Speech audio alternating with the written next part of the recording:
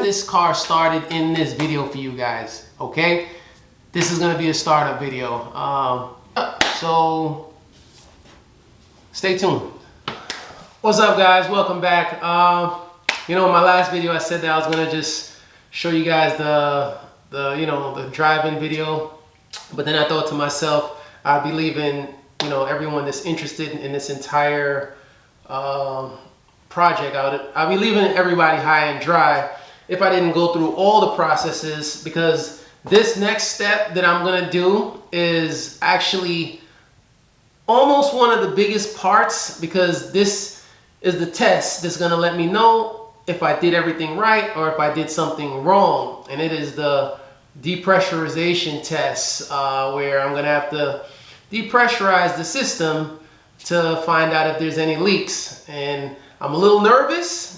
Yes, I did double and triple check everything, but you know, being how intense this job was, I'm a little nervous inside, and I'm hoping that the system holds pressure.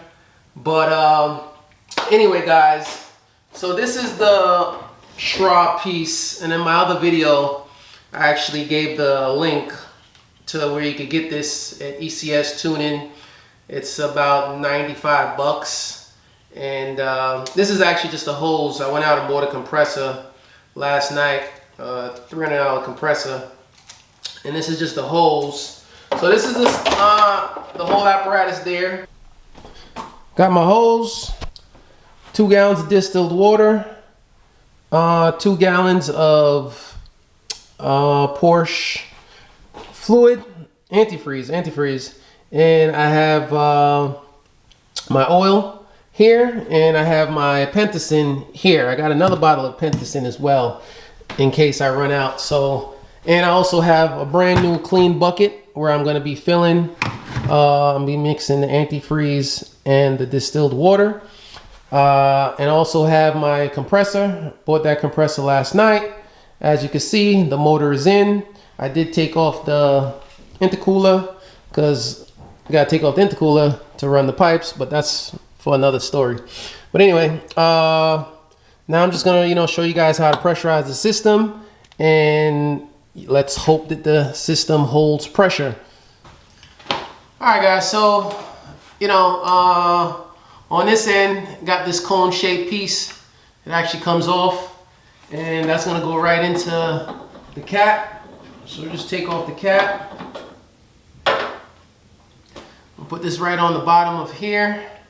And there's a gauge on this thing, and I'm gonna, I don't know if you can see that, but I'm gonna depressurize the system all the way to 25 psi.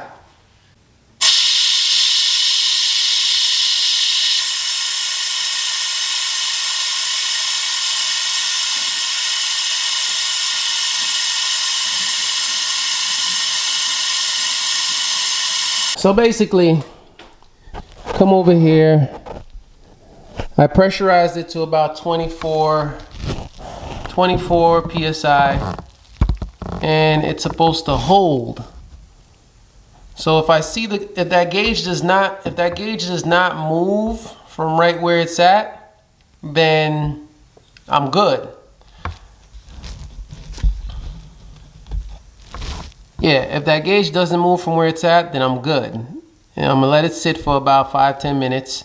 But if it moves, then that means that I have some sort of leak somewhere.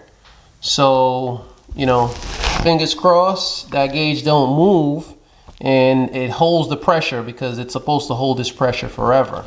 There's a small leak right now coming from this hose right here. Actually, somewhere around on this hose here. I need to put some Teflon, but that doesn't matter because that's not a part of the system. That gauge holding the pressure in the system right now is what matters. You could see, you could probably look in there. Let's just see if I get my light. Basically, all the hoses are sucked together right now. If you look down there, you can see the hose right behind the engine mount. You can see it's all sucked together right now. So yeah, I mean, we're steadily holding, so I'll be back in 10 minutes to see if this gauge moves. All right, guys, so while I wait for the car to hold the pressure, I'm just gonna mix up this antifreeze. So it's 2 gallons of antifreeze to 2 gallons of distilled water. You gotta get every drop of this thing because this thing is like, I think it's like $30 a bottle.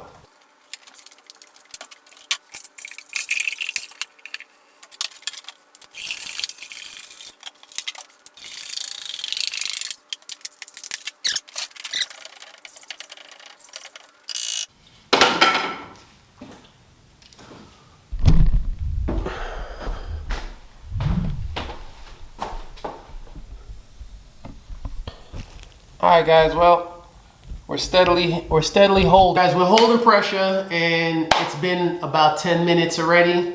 So that's excellent. This is a good feeling. That means that this job has been done right thus far. So I got my mixture, and on the other end of this is the fill end. Just put this in the bucket, and basically this whole apparatus here is gonna suck all the fluid in. But yeah, let's go. Put this all the way at the bottom.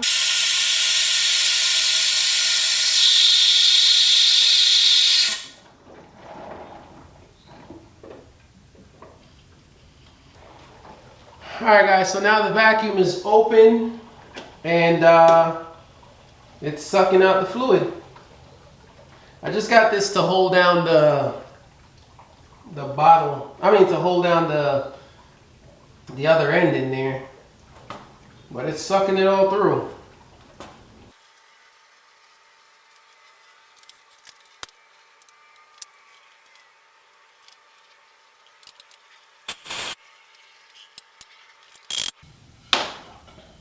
What do we got here? Vacuum is at 0. The bucket is about 98% done. It's just a little bit that's left in there because there was some fluid at the bottom of the system. All right, guys, so this is a great, amazing accomplishment right now. The fact that the whole cooling system, it's filled, there's no leaks, hold pressure consistently, you know, everything was just done correctly. So, you know, lines pinned, all brand new hoses, everything perfect, which is, it's a sigh of relief, to be honest with you. So now I'm gonna get this car started in this video for you guys. Okay, this is gonna be a startup video. I'm gonna fill the Pentacin, I'm gonna fill the oil. I gotta get the turbo, the intercoolers and the Y pipe on, plug in those sensors, and I gotta get the exhaust on, and then we'll be ready to start up. So stay tuned. All right, guys, so this is gonna be the first start. This is what you've been waiting for. This is what I've been waiting for. I just finished bleeding the clutch. Everything is hooked up, everything is wired up. With one exception. So when you're doing this, when you're doing any car, time you're doing any kind of new build where the system has been completely dry, you need to get oil running through the system. So in order to get oil running through the system, on this particular car, there's a crank sensor. There's a crank sensor literally like right next to the turbo. Right next to the turbo, there's a crank sensor. You want to pull that crank sensor off, because what I'm going to do now is just going to crank the car up and, you know, hope to build some some oil pressure on the gauge. Once I see oil pressure is built up, then I'll plug the crank sensor back in and then I'll fire it up. So I'm going to hook up the battery, crank this thing, try to get some Oil pressure. If I got oil pressure, that's good. If I don't have oil pressure, that's bad, obviously.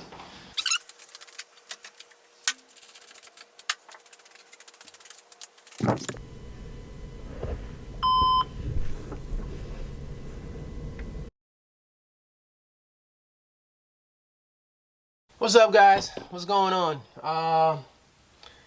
You probably got a lot of questions because the way that video just ended, well, the first part of this video just ended, car didn't start, and like, what the hell's going on? Well, you know, I don't like to leave you guys in the dark. You know, I'm very transparent. If you know me, you know I'm very transparent. And I keep it 100 all the time. And basically, I'll show you this picture.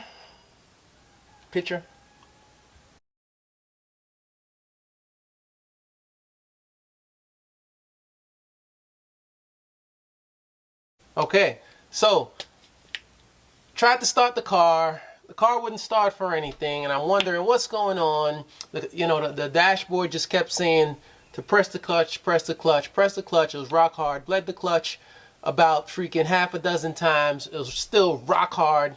Nothing wouldn't happen. You know, phoned a couple friends, and I was dreading the inevitable, which was me having to tear the transmission off. Oh, that hurt my heart. Anyway, tore the transmission, took the transmission off, took a look at the clutch and the flywheel and everything, and then I realized that apparently I must have received a failed throwout bearing. It either failed or there was a mistake made somewhere, but as you can see, the throwout bearing, all the rings, everything was just all separated. That's why the car wouldn't start. So, since I already got the throwout bearing off, I took everything off, I figure it's time to upgrade the upgrade. So, got a box. It took 2 weeks to get this box. What's in this box? Well, we got problem-free goodie parts. We got parts the way that it should be, you know? We have GT2 clutch line.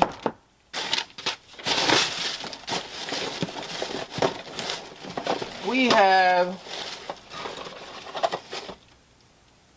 GT2 master cylinder. We have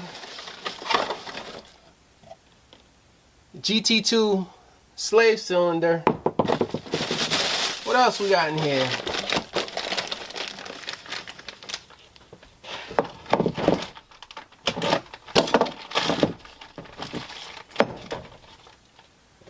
We have GT2 clutch fork.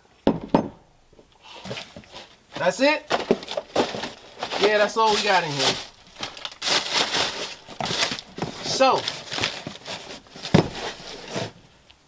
you're like, well, Al, why do you got all these GT2 parts and you have a turbo?